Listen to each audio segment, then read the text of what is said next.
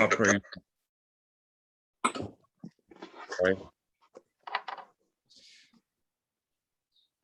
Yeah, I think it's like Eric was saying, just we need a lot of experience with someone who has experience in commercial. Here it is. There we go. Okay. Good morning still. Good morning.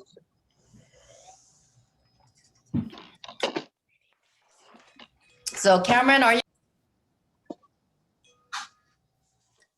you on? Cameron?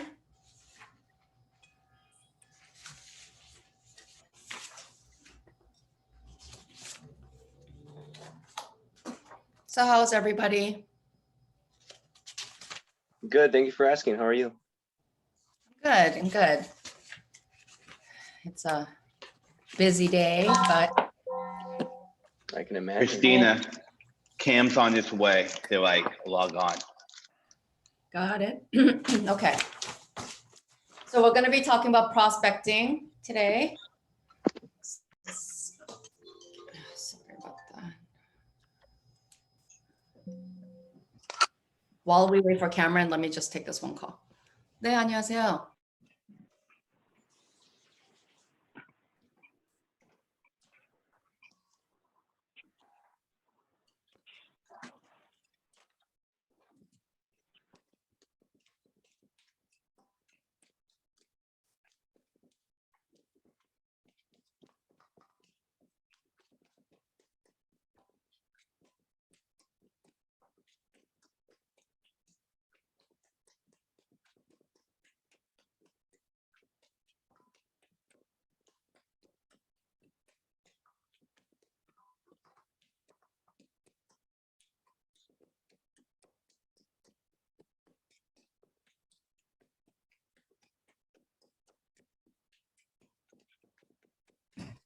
Sorry about that.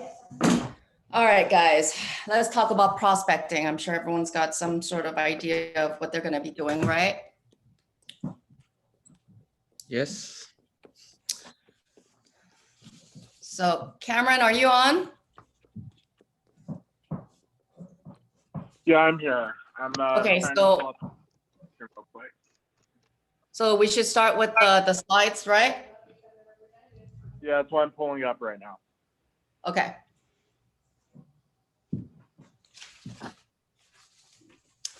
How are you doing, Eric?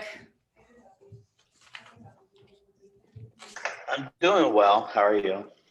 I'm good. I love seeing you in the office every day. I tried. That's the whole goal, is to wake up and see if I can beat you here. That's my motivation. Well, that's It good. doesn't always work. It's good. How's everything going with Ryan? It's good. We made an offer on that one property that you had showed him, but unfortunately we got priced out. They're just getting really tired. I've been looking with them for about 1.5 years now, so they're just really tired. And so, immense frustration, but I think that's kind of it's just across the board, right? For all buyers right now in every market, they're just getting priced out, over frustrated, not enough inventory, but it is what it is. Right. This is where we're at. So great time for sellers, obviously. So we're going to be starting with Ignite and we're going to be talking about prospecting. Next. Give me one sec, y'all. Sorry. Doing 2 jobs at once right now. I know you could do 3. Come on, Cameron. Get with the program. Okay. So what we'll focus on today is lead generate for buyers and sellers, make seller listing presentations and get listings. Oh, lead generate for buyers and sellers. That's right. That's it. Okay. So explain, okay, their processing path is their map to lead generation. They have already, okay. So these are the skills we're going to focus on. Lead generate for buyers and sellers. All right. Next. Agenda for our session, explain. Cameron, next page, please.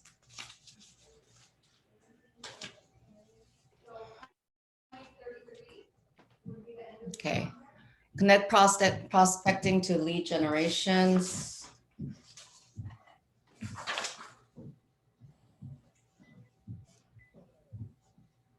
This section, participants will be able to describe prospecting and how to contribute to their lead generation efforts. Review the flow of the lead generation model. Emphasize that prospecting and marketing are their lead generation efforts that bring leads and contacts to their database. Lead generation, whether it's prospecting or marketing, should never be a practice that an agent stops without leads and contacts. They won't have the possibility for any closed transactions. Without a closed transaction, they cannot get paid. So guys, you guys understand that what you guys generate today will not show up in your numbers until 3 months from now. So if you're not prospecting today, you're already determining what the type of business you're going to be having in 3 months from now. So if you've got some business today, you know that all cultivated from what you did 3 months prior to. So just kind of knowing that, what we do today continuously has effect to our business on a ritual basis. Okay. So lead generation should always be purposeful and intentional. Lead generation is the life of an agent's business. I don't think we can reiterate lead gen. This is the motto of KW. In order for you to have a consistent, successful business, you have to consistently be lead genning every single day. There shouldn't be, obviously we take days off. Everyone should have their downtime, but there's no excuse that you're not lead genning every single day, time blocking a portion of your day to do that. How you lead gen is your discretion. What methods of lead gen is your discretion. But in all, there has to be some sort of a lead gen system that you're doing, okay? Lead generation is taking a message and using a method to drive that message to a desired audience. We call this the message and method of your lead generation, or the 2 M's. Message means to match your market, and it means to make an offer for immediate response. Should match and market by tailoring the intended message to the sentiments and the market conditions of a target group in the area in which you operate. The message should have a call to action that can be direct. Call me now, or indirect, look at my website and learn more. There are 2 primary methods of getting your message out to your target group: prospecting and marketing. Okay.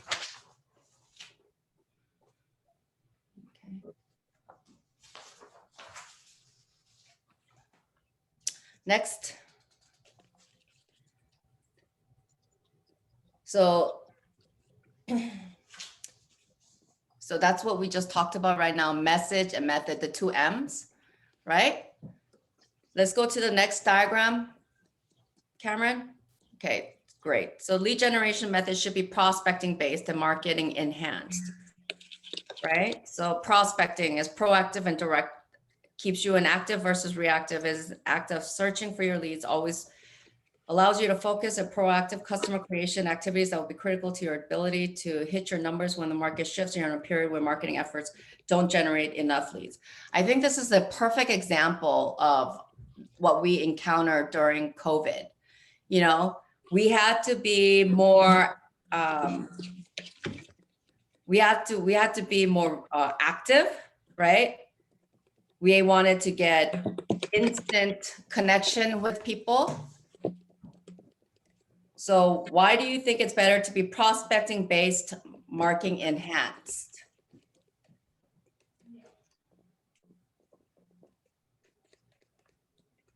So what it means is when we just said keeps you in active versus reactive state, do you guys understand what that means? So an active state meaning is that you're intentional. You're the one that's going out there. You're making connections. You're making those care calls. You're doing the reaching out. Reactive is when someone reaches out to you and you're reacting to that lead call or that lead gen, of that sort, that lead contact. But we want to be actually more, we want to be active. We want to be the one that's reaching out, being purposeful, having, narrowing it down to being very intentional in how you prospect. These could be, there's examples of different ways of prospecting. Can you guys think of some things that you guys can do for that? Eric? For prospecting, you What are some can, examples of things of how we can prospect? you I'll go- can, Uh-huh. you can call your spear, Yep, call your spear, That's- sure, especially when you're new. especially. When I started my real estate career 20 years ago, my first deal was a friend of my brother-in-law's, and we were sitting down, we were having, we're just chatting at my brother-in-law's house, at my sister's house, and he was mentioning in passing that, he was maybe thinking of purchasing a home. Immediately, I jumped on it. I talked to him. I said, "Hey, I'm a new agent. I'd love to be able to help you get your property. It would be a win-win. You'd help me, I'd help you." And, we just talked, and that was my first deal, which I closed within 45 days of getting submitted into an office. So my first deal was through my spheres of influence, okay? And that's usually the case. I don't want you guys to be afraid of telling your people that you're a new agent. If you're humbled enough, but show diligence, they will give you the opportunity for sure, okay? All right, so another thing that we can, any other examples that you guys have? Some other things are postcards, mailers, emails, texts, What I'm all doing. ways of prospecting. Hi. Yeah, you could do social media marketing.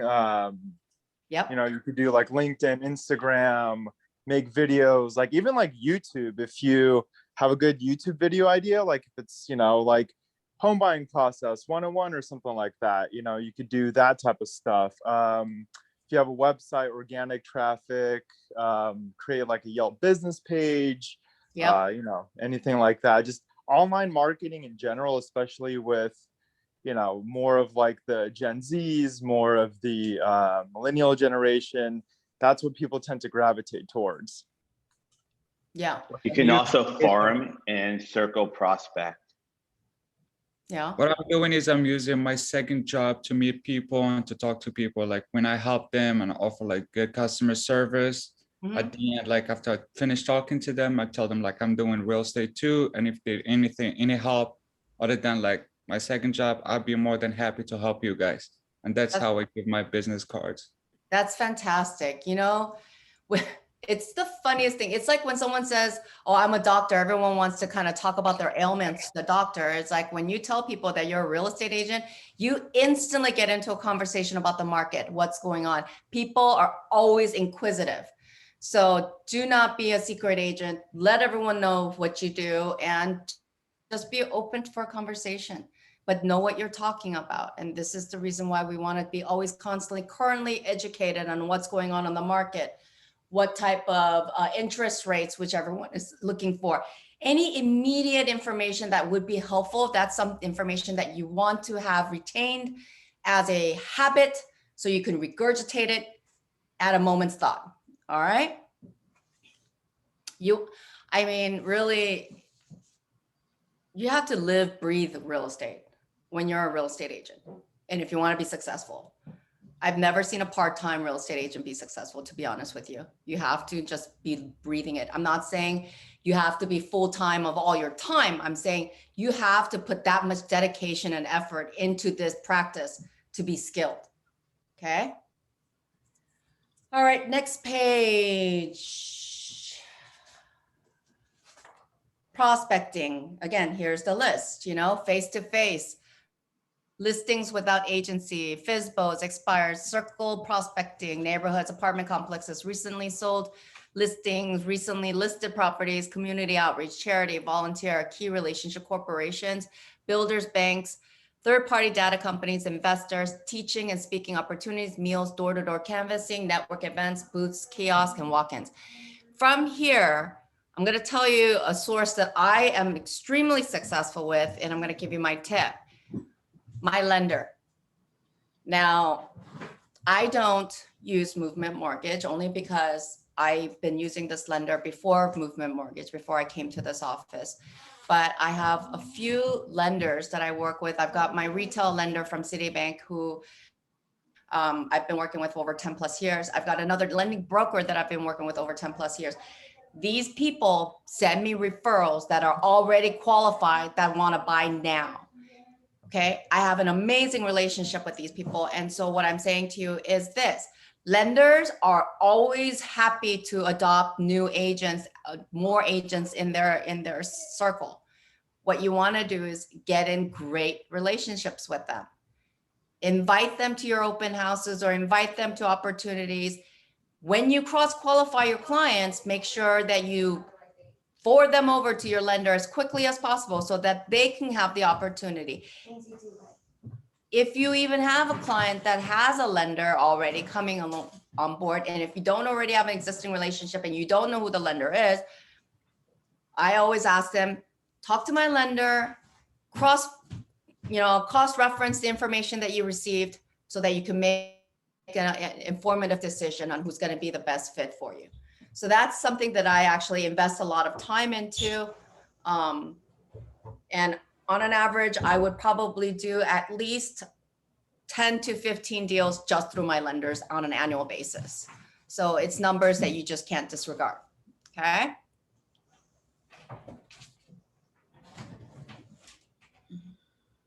Next.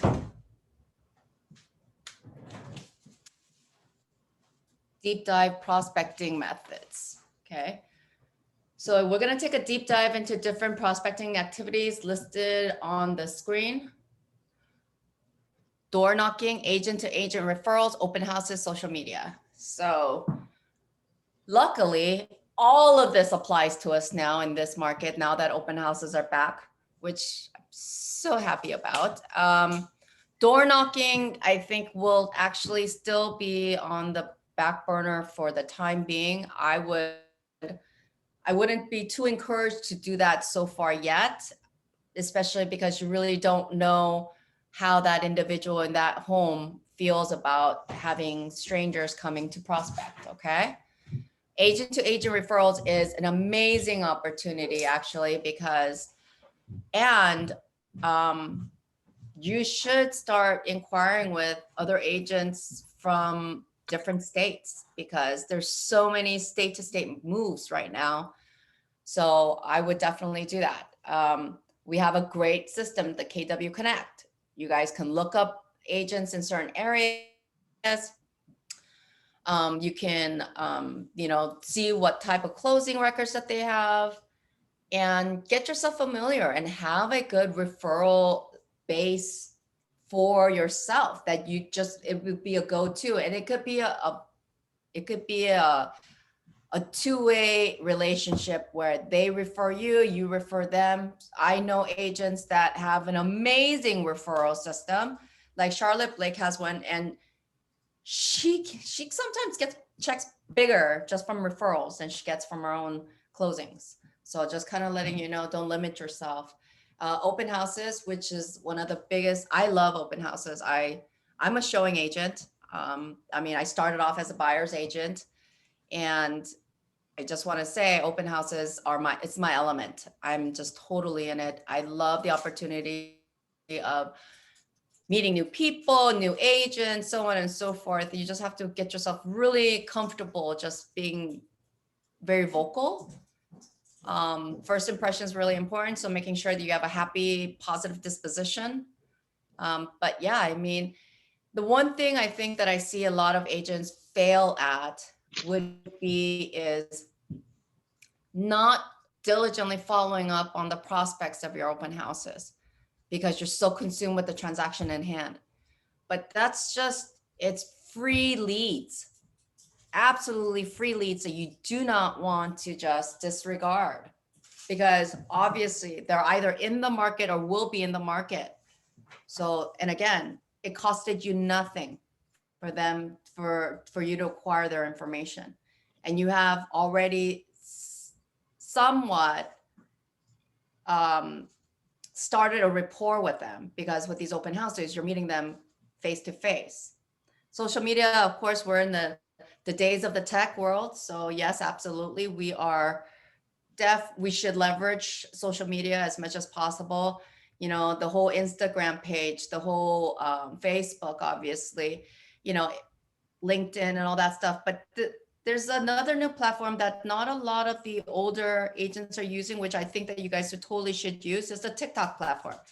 TikTok is big with the young people, with the millennials.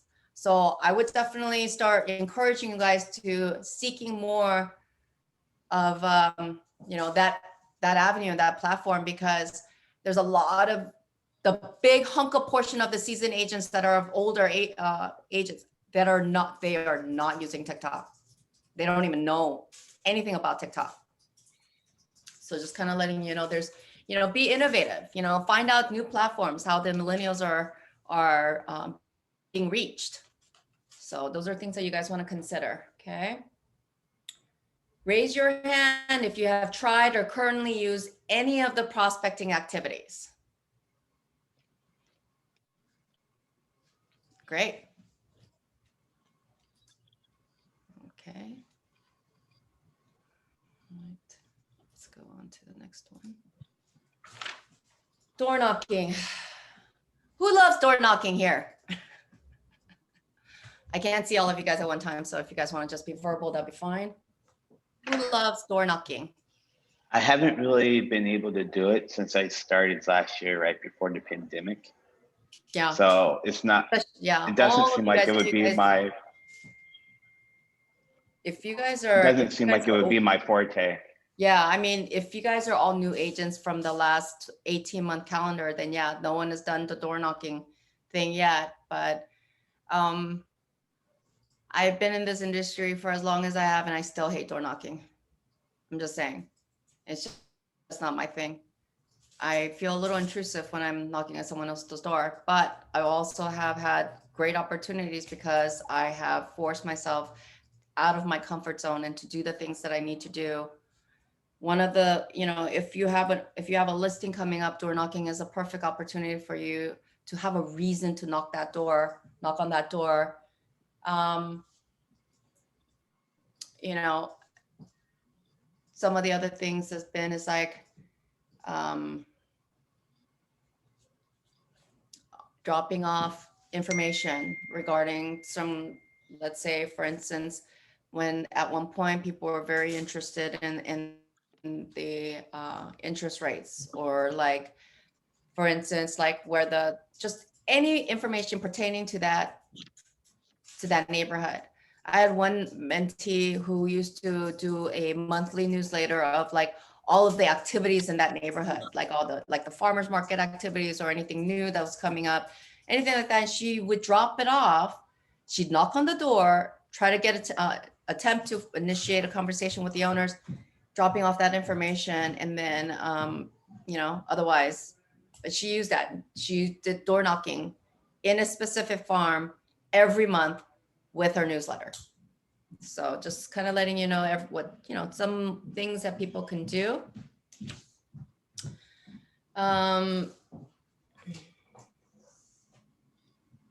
What are some limiting beliefs that you have around door knocking? I think most people are just afraid of getting rejected. I think the fear of rejection comes from everything, right? From door knocking to calls to emails. You know, this is not the industry to be in if you're afraid of rejection. And you really have to overcome that, because even if you get rejected 10 times, but if you get accepted once, that's what we have to focus on. And when we talk about numbers and stuff, we talk about, you know, very far and few and rare does anyone go approaching 10 opportunities and get all 10.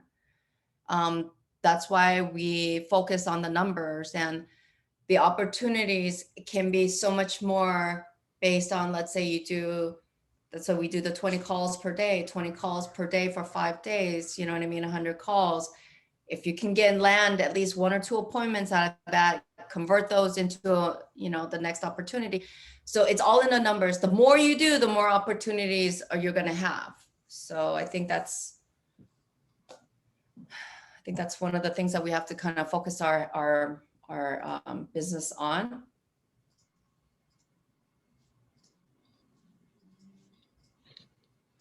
So does anyone have a good door knocking script?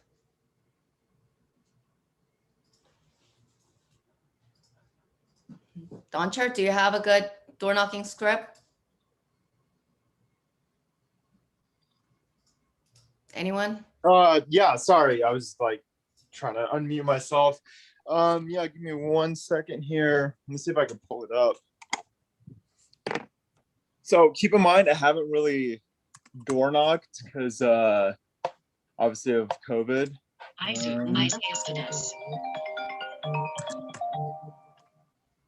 Second.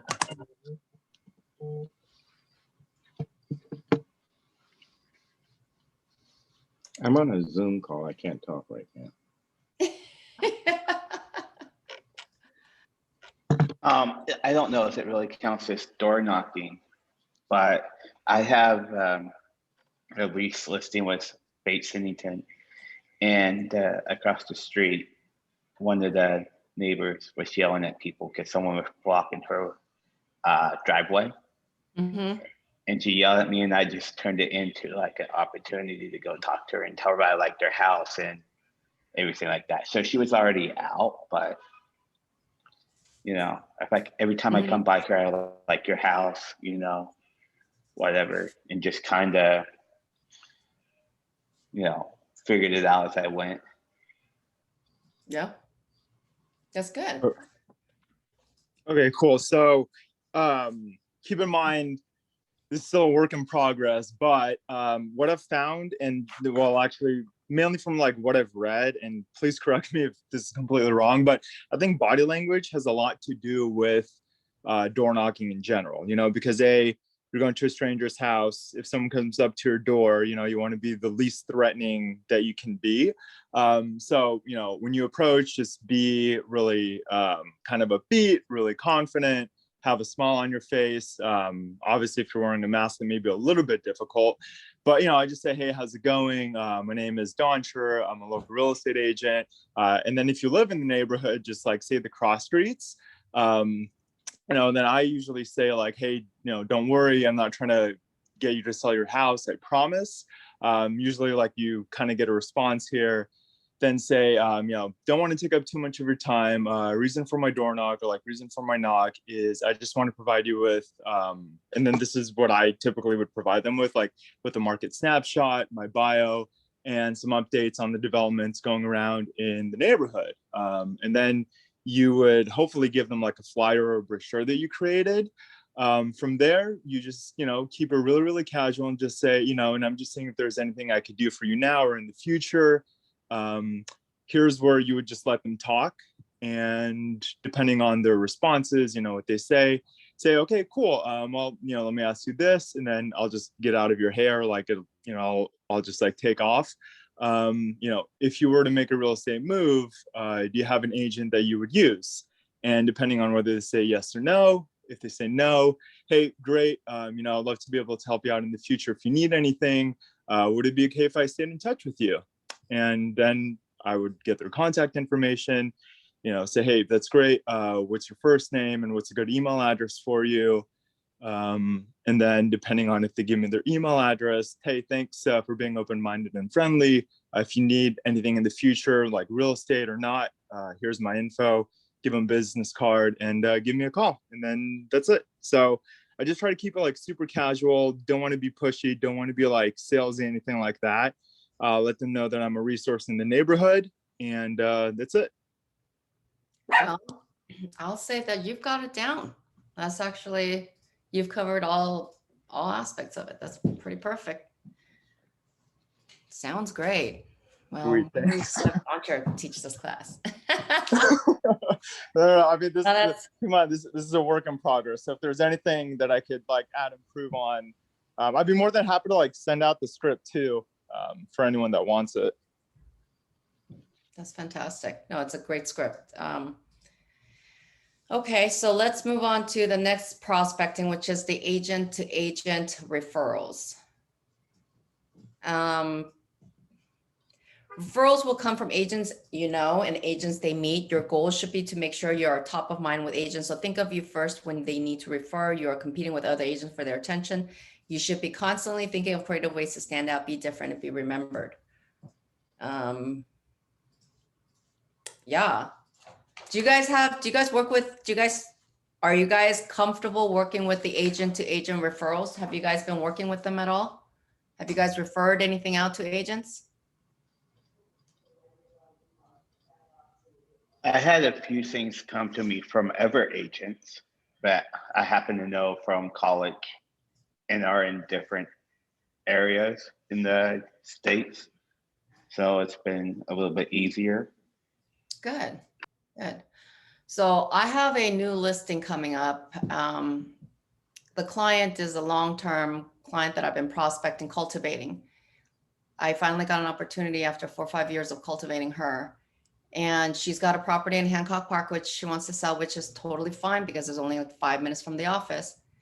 But she's got a second property. It's in Hesperia, which is an hour and a half away. I might as well be going to Vegas because it's right next to Victorville. Now, I personally do not want to take on this listing because I don't have time to go there back and forth. Even if I got the place in escrow within the first couple of days, it still would require a lot of my attention over there, prepping for the property, so on and so forth. Now, instead of, unfortunately, I could not give up the listing because of the client's demand, but what I did was I reached out to a local agent who is a top producer and asked her if she'd like to collaborate with me and that I'd be happy to give her a referral for it. Now, I would still be the agent, the lead agent on this, but what I did was I told her what I need is strategy on pricing, strategy on how that neighborhood does their marketing, what is most effective, what are the days that people come and see properties. And after the first initial open house, have her team do all of the private showings afterwards. And she's a great producer. She's got her own team and everything. And, you know, we talked and I asked her, what would she be wanting for this type of structure of a deal? She only asked for 10%. I jumped on it because, you know, over here, everyone's minimum 25. I ask for 30 sometimes, depending on what type of lead I give. So I gave I referred out a lead in San Diego because I didn't want to go down there. And she's looking for $3.5 million house. So that's a good chunk. So I told her I want 30% of that, you know? So referrals are a great avenue. It's easy money. Really all you're doing is just connecting to people. I would not pass up on those opportunities. And especially if you're a new agent and maybe you have friends or family that kind of feel a little hesitant because you're not the seasoned agent that they're looking for. Don't lose the opportunity because you can still refer them to a seasoned agent that has the requirements that they're looking for or the farm base that they're looking at, and refer your family and friends out, meaning you still get a piece of some pie.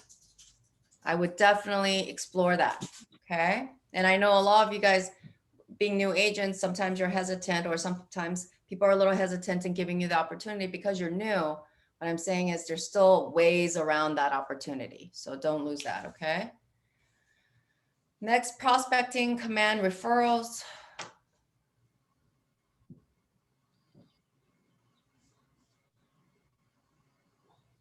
Prospecting command referrals. Next. Cameron, thank you.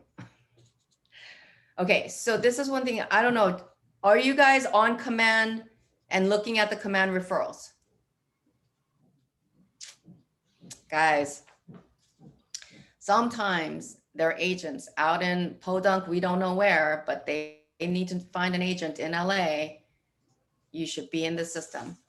I had a client needed to look at some property in San Francisco. I looked up the command KW Connect. I looked up who was in my referral base in San Francisco. And from there, I did a little bit of filtering, and then I picked an agent and I sent off my referral to them. Be on people's referral connect on your command. It hurts you nothing. You lose nothing. I get people wanting to be on a referral group. I get those requests on a daily basis. I'm at this point not filtering them, don't need to, because if I'll filter when I need to for that specific area or town. What I'm saying is get on other people's referral group. Be on it.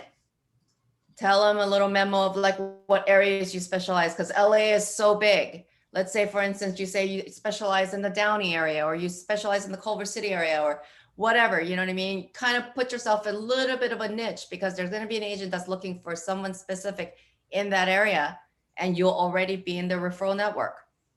Don't lose that opportunity. And it's free. It takes a little bit of your time just to send out a referral request to be on their network. It costs you nothing. Next one is prospecting with open houses. Ooh, I love open houses, just saying. Open houses have great potential for attracting lead. Holding open houses will put you in the path of opportunity to meet people, add to the database, and set appointments. Open houses are going to not only bring you buyers that are interested specifically in that property, but you're going to also have sellers in the neighborhood that's scoping out and checking out their competition. It's a double opportunity.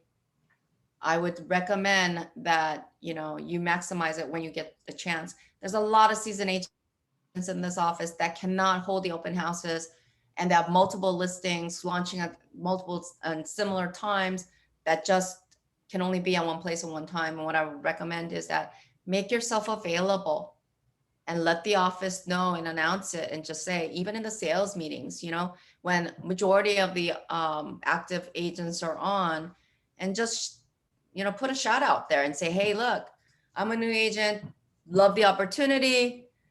If there's any open houses or any house sittings that needs to be done, please give me a call. I'm totally available for that. Now, for instance, open houses are not going to be paid. Agents are not going to pay you to sit on an open house, most likely, because they're giving you lead prospecting opportunities. Now, if they ask you to specifically show a house to a buyer because they're not here, like I asked Eric, then those are different opportunities. And yes, you should definitely negotiate some sort of a compensation for that. But sitting on an open house is an opportunity for you. So I would definitely talk to the seasoned agents, and you guys will know who are the agents that are having who has a lot of multiple listings. You have access to that information. I would recommend shooting an email, introducing yourself, getting acquainted with these people, gaining their trust, and starting a rapport with even our in-house agents to get a little bit of leverage.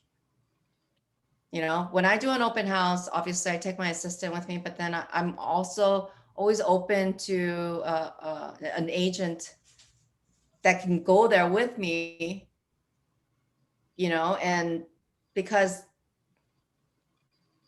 when the property is really hot, and especially in this type of market, when the open houses are so successful because everyone is trying to get to that house, it's totally, everyone's trying to get there as quickly as possible, get their offer in as soon as possible. So it's a really good opportunity,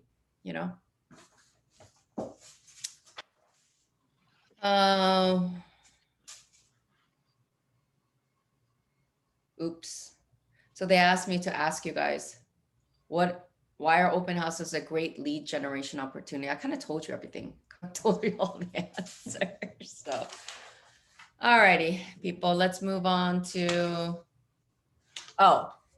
there's another whole Ignite class on open houses. I'm just letting you know, open house, there are people that have a system to it. There are people that put in like 100 signs. It's how much you want to make of it. Okay.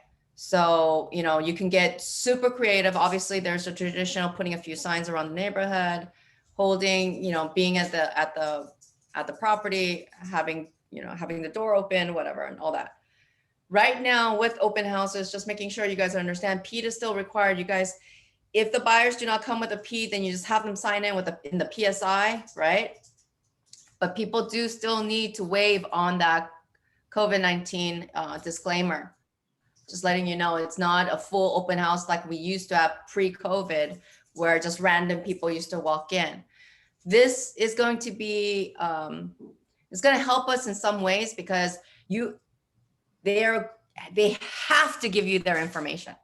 It's not a matter of they just put in some scribbled name. They have to provide their email address. They have to provide their phone number. They have to provide a signature vouching that this information is valid and accurate. So this is a great opportunity for you to capture the information from them, especially for those that don't really want to necessarily give that information out. And some, there's just some people that just don't like to do that, Let's see, prospecting, add contacts, follow up, and stay top of mind. Yes, again, I kind of stressed on this with you guys before. The biggest demise that an agent can do with free leads from an open house is not following up. I mean, it's just one of the worst things you guys can do, because it was one, free leads, two, it was hot leads. Again, these people are either looking in the market now or eventually will be looking, or they're thinking of selling.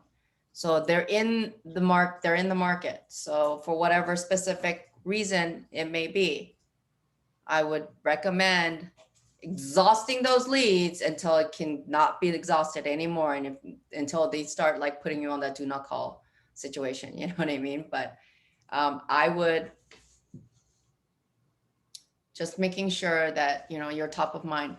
One of the things that I do after an open house, when they come at the end of the open house, I send a text to everybody, agents included, thanking them for coming to the open house, thanking them for either bringing their client to the open house, mentioning something specific and saying, I really appreciated the conversation that we had.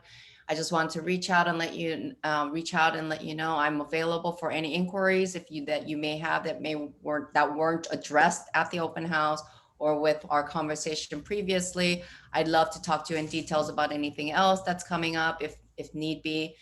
Just making sure that you've already made that initial contact with them right after, to let them know that, you're a fast, prompt, responsive agent. That's going to set the tone. It's going to leave a positive impression for not just the clients, but also for the agent as well, understanding that you're very professional, you're proactive, and you'd be a great person to work with. So just a little key point on to do on after you meet someone. Now, this could be anyone. It could be prospecting. It could be someone that you just met somewhere, and then you'll exchange information. Giving them a quick text after you depart, once you've reached your destination or whatever you've done, shooting them a quick text. It takes 2 minutes of your life, but it can mean so much more to the recipient. Okay.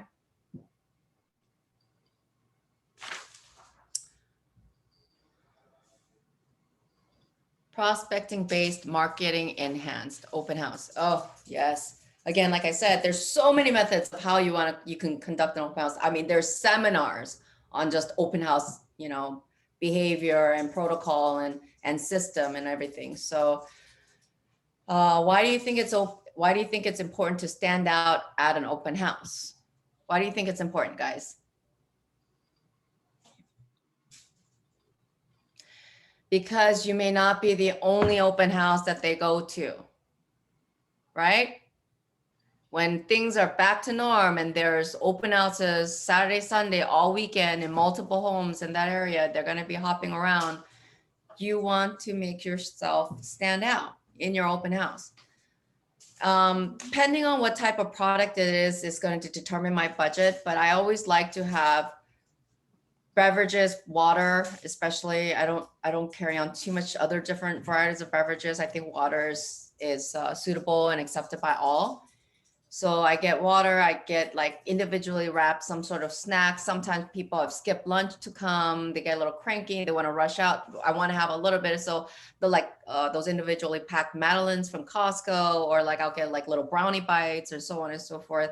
And then I'll have, or like granola bars, I'll have that set depending on what type it is. Like if I'm doing a broker's open, then I do I do opt out to cater some hors d'oeuvres and so on and so forth. I've had also, one of the things they do is like raffles. So I've had like gift baskets. I've actually had like my title company, or I've had my vendor put a gift basket together for me, and I'll throw a raffle in there. I don't always pick a winner, but I always have I have a basket that people will throw in their card, or people throw in their information, you know what I mean? And, I totally cheat. This is just going to stay within the Ignite group, right? I totally cheat, but I'm just going to say, from that people that came, the person that I think is the most positive prospect, the one that's I feel like is the one that I can convert, I'll call them and say, hey, guess what? You won the basket. And I'm in direct connection with them right off the bat. They're going to have to come to my office to pick it up. Just one of those things that it's a little trick that I use. Don't tell anybody other than this Ignite class, okay? Seriously, I don't want to hear it on the Wednesday call or Wednesday, team meeting. Christina totally cheats on a raffle. Don't enter, come on guys, all right? Don't sell me out. But just kind of letting you know that there's ways of doing things, just kind of being innovative, all right? Another thing that we can do nowadays, especially with the tech world, is filming like your open house walkthrough, posting that up, just giving some sort of like a tech social media leverage with that as well. People love to see that stuff, I have a lot of clients that tell me they cyber stalk my inventories, even though they don't respond, even though they don't always leave a comment of some sort. They always tell me they're always looking. They're always looking. All right. So just kind of letting you know. This is kind of old school, people say, but like sometimes people, like if you want to have like this really welcoming aroma in the house, some people say bake chocolate chip cookies.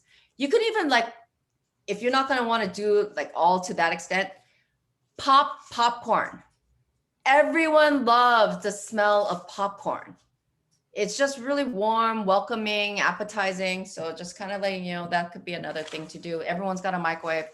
Takes a couple of seconds to do that, but there's a lot of different methods of holding prospecting in an open house. I would recommend that try to find your niche, try to find a system that you're comfortable with doing. Obviously, keep in mind the budget that you're going to have as well. And these are all marketing budgets that you're doing. Okay.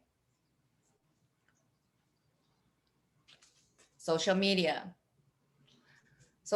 marketing, prospecting, just make sure that you talk to people that have been on those things. There's so many platforms that it doesn't cost a whole lot of money, but you have to understand what type of results are you getting. Some of these Facebook ads of $10 for the week, whatever. Yeah, $10 doesn't seem like a lot, but if you have to continuously post something for like 5 weeks, that's already $50 that you've spent. And if you don't have one lead generated from that, may not be the best avenue in the marketing that you're doing. Like for instance, right now, Zillow no longer allows us to post up rental properties, and it doesn't get automatically connected in the IDX with Zillow. Zillow is only putting up sale products for free. If you want any rental products posted on Zillow, marketed through Zillow, which Zillow taps into Trulia, apartments.com. I mean, they tap into a lot of the bigger platforms. And if you don't pay, you're not going to get the maximum exposure. And there are some platforms you just can't manually input. So let's see here.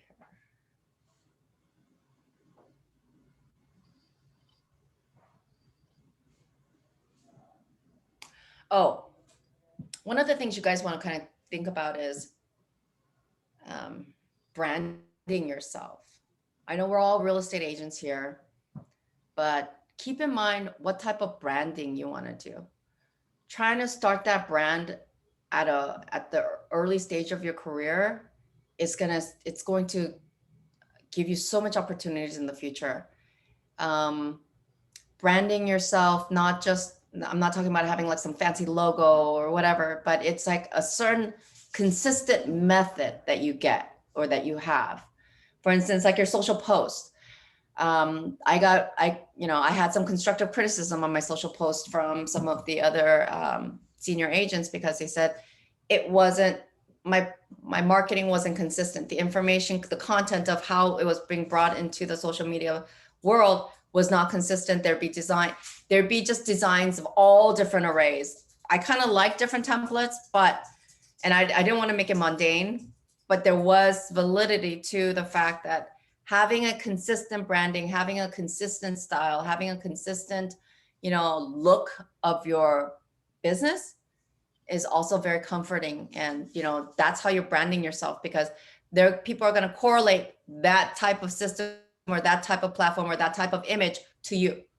So make sure that you don't disregard the branding of your business. Okay. So when you're creating the social posts, the YouTube channels, or whatever that you do, the emails that you send out, the newsletters, if you have any, just making sure that you're branding yourself in a consistent manner that people can relate that and connect that to you. That's all about branding. Prospecting based, market enhanced. I've made all these notes, but I'm like skipping through. Okay.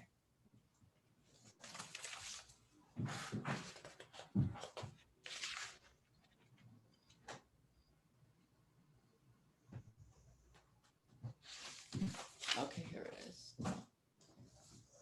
Prospecting based, market enhanced. Now that you understand the model to use your social media prospecting, they consider what they want to include their posts. Yeah.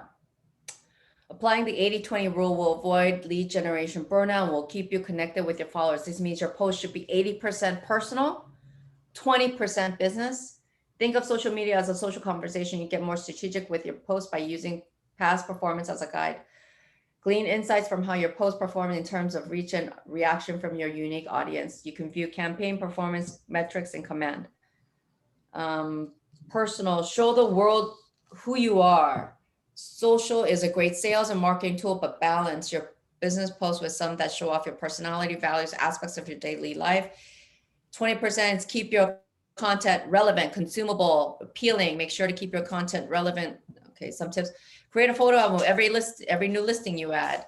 Mark each milestone of your career for your clients, including celebrating each buy and sell on their behalf. Talk about positive experiences you've had with your clients and other agents.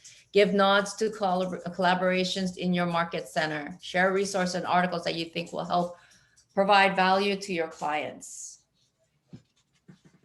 Okay, so let's talk about this 80-20 rule that, for your social media posts. I should adhere to it as well, but I have two Facebooks. I have the Christina Kim Realty Facebook page, and then I've got my personal page. That personal page was only started because of real estate. Well, yeah, it was started because of real estate. I personally disdain social media and leaking out all my information, and I'm relatively pretty private about my personal life. But I started breaking out of my discomfort zone and really applying some of the stuff. I have I have an EA, but I also have a separate marketing assistant full-time that does 95% of my posts. Obviously we discuss it. I have to approve the posts that are going up. So it's not like he's just randomly putting posts up just on his own with his own thought, with no direction or anything like that. But what I will say I have more social interaction with my personal posts than with so much of the business post. My clients relate to me more when I post up something about some great restaurant or some great place that I went to, or a vacation that I took with my family, and or sometimes just a personal message of growth, something like that. I get more interaction. I get a lot more feedback on those type of posts. And it humanizes me to my clients, because sometimes we are such in the professional light that they forget that we're also human, that, and you want to build a relationship where it's not just business, because in order to go the long haul, I end up, although my clients are all my clients and I have a very professional relationship with them, the reason why I keep them for so long is I end up having a very personal relationship with them. I am very inquisitive about what's going on in their lives, and I make sure that I follow back up and find out the answer of some things that they were in limbo about, you know? I have some clients that have just broken up with their boyfriend, or broken up with, you know, or have gone through some sort of a separation of some sort. And then I'll follow up in a couple of weeks from when I first heard the news, and I'll say, hey, how's everything going? Making that care call, just making sure that, you know, giving them the impression that they are top of mind to you so that you can be top of mind to them. Okay. So even though you want to, obviously you guys may not have a whole lot of social posts on business, but it doesn't have to be your own personal listing that you're posting. You could be posting up information. Rob Marin is fantastic about, if you're not on his list of email, his email list, be on it. He gives you free information from current, keeping current matters, things that you can cut and paste and put it on your post, you know, things that are relevant that's going on in the market. Obviously, you know, what's going on with the moratorium, what's going on with Governor Newsom's and the opening of the businesses in the neighborhoods, you know, social gatherings, concerts, events, so on and so forth. It could be anything, but they're all relevant information. And as long as it's pertaining to what is of need now, what is currently of interest, then yeah, I would do that. I would make myself more relevant that way, you know. Neighborhood events, like we have this fantastic farmers market right in front of our office every Wednesday, Sunday, you know. A great way to reach out to your people and say, hey, did you guys know? And maybe take a picture at the farmers market and say, you know, this happens every week, guys. Amazing variety of food, amazing variety of products. Let's support the local, you know, local vendors or whatever. Just make some sort of a statement, and you know, you'll gain people's interest that way. So far, any questions, guys? I know I'm talking really fast, right? I think my time is up. Any questions? Are we all done?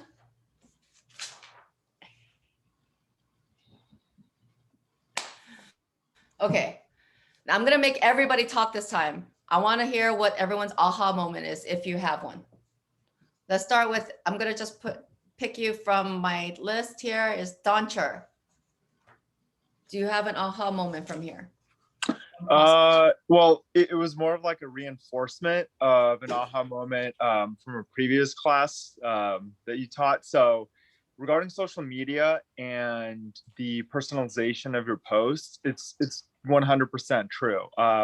We found that when we post something personal, whether it's like, oh, we're at a restaurant, or, oh, you know, we're doing some activity, or like we're cleaning up the neighborhood or something like that, that generates so many more likes and comments than just putting like a picture of a nice staged home or something to do with the real estate, you know, from an educational point of view.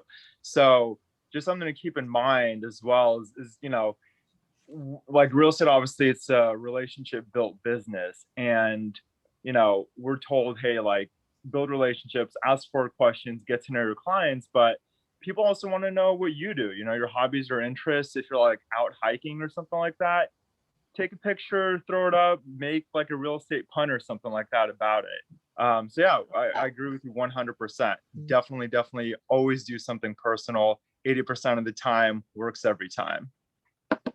Great. Eric, any aha moments on prospecting today? Again, just like reinforcing, I had a agent on the Silver Lake lease that I'm doing with Bates Pennington. Her client no-showed us for our final walkthrough, and she was way more upset than I was. But now I have that basic, you know, that connection with her. So next time, if we get in a deal together, I have that easy going, even though I was upset because I wasted my time. I didn't let her see it. Good.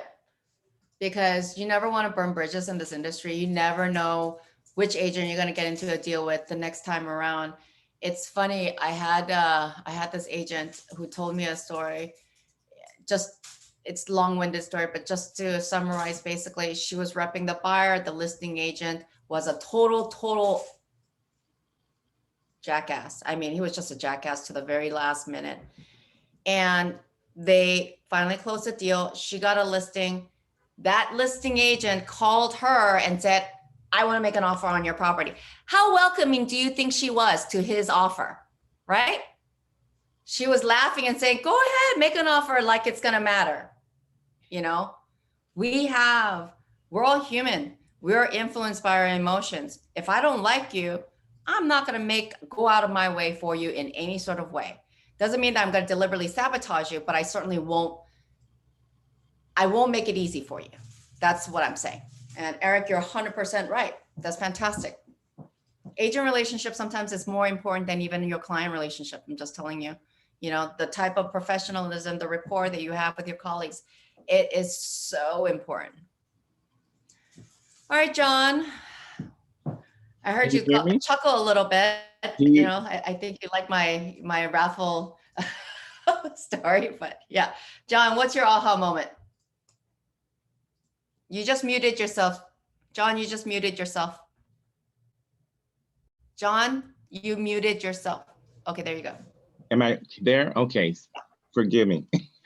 I love I love open houses too, and I do those, and that has been a big part of my little success that I have had. But anyway, I like your concept about the you always have a drawing, and I did that once too on a house. It was around Christmas time or whatever, and so I got these little cheap Christmas cards from the 99-cent store, and then I put like $1 in one. I put a $5 bill, and I said, "Here, one of these has money in it and whatever," because it wasn't that much. You just, and so the one woman that came through, she opened it and she got the $5. She was like all excited. And this is Hancock Park. This is somebody who has money. $5 is nothing to them, but it gave me an opportunity to just stay in contact with them or meet them. And I have to call them, but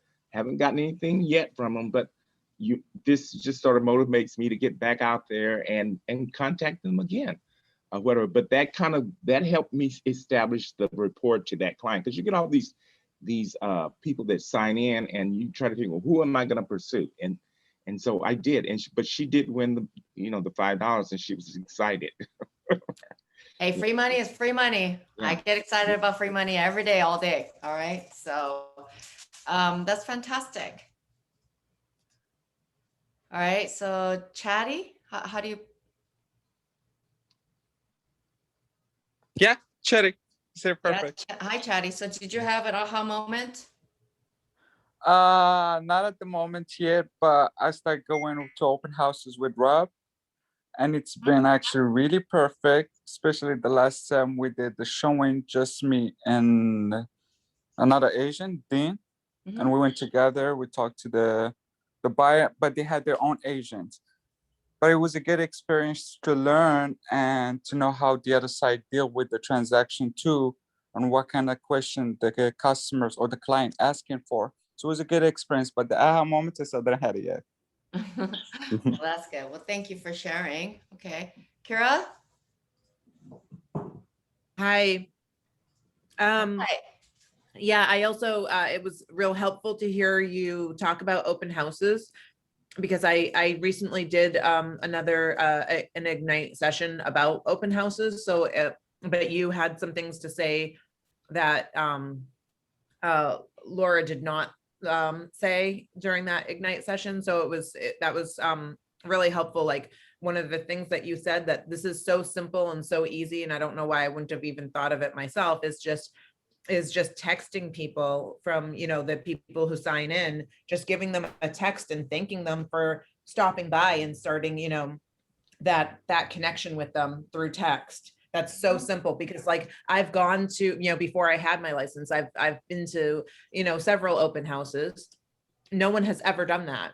I've never gotten a text from an agent, and that's such a non-intrusive way, just to say, hey, just wanted to thank you, let me know if you have any questions, that's like such a simple, easy, non-intrusive way to start a connection with someone. So I appreciated that. Oh, that's so great. 100%. Because when people after the open house and then you want to follow up on those prospects and you want to make that call maybe a day or 2 days later, they may have already forgotten you. But if you sent that text, you've already established rapport immediately, and you've set some sort of a positive foundation. So thanks, Kara. I'm glad you recognize that. Duran, Yeah, thank you. Duran, do you have any comments? Yeah, actually, when you're mentioning we've talked about relationship with other realtors, of course, with your clients, but when you mention the relationship with lenders, and that's been roughly 15 referrals that you've received, that's something that I didn't really think about. I mean, I do have a lender that I work with, but I've never talked to them about referrals. So I thought that was... Yeah, so lenders, they sometimes get the buyer before the buyer ever talks to a real estate agent. So just remember that lenders, they can already cross-qualify these people, filter them out, and the lead they give you are actual legitimate leads, Yeah, that was solid advice. I appreciate that. My pleasure. Well, Margaret, do you have anything for us? Hi, no, I'm learning. I'm listening. Well, thank you so much for joining in on our Ignite class today. And I hope that you guys were able to at least pull some information that's going to be helpful in creating the success that you guys are aiming for. So best of luck to you. Make it another successful and wonderful day. And I look forward to the next Ignite class when I see you guys. All right. Thank you, Christina, do you have Thank you 5 so minutes much. to talk to me? Huh? Do you have 5 minutes to talk to me? Like I can I- come to your office. Yes, Eric, I will even give you 10. All right. I'll see you in a bit. Oh, I appreciate it. All right, bye. Bye-bye, guys. Bye. And thank you, Hi, Duncher, thank for you. sharing with us the script. Thank you. My pleasure. My pleasure. Thanks, Christina. Bye-bye.